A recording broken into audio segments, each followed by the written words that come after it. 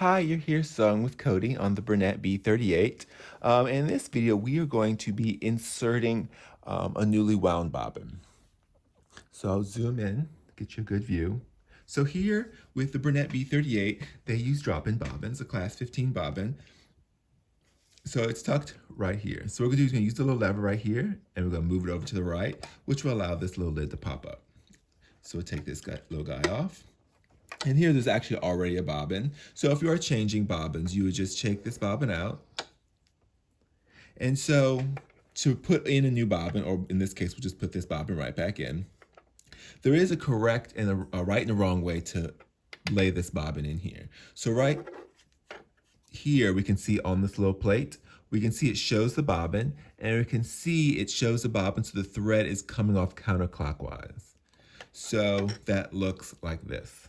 So it's coming off the top. You don't want to insert the bobbin this way where it's coming off the bobbin, because even if you were to come off the bottom, I'm sorry, even if you were to wrap around, it's still coming off the bottom.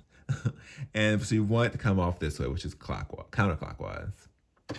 And so all you do is you'll just drop it in here. And right here, there's a little arrow, and it's showing you where the thread needs to come through and come over. So what we'll do is we'll take the thread, we'll feed it through here. And I like to hold the bobbin so it doesn't spin, so it allows the thread to get in that low tension disc. And that's it. You just pull it up and have it come out that way.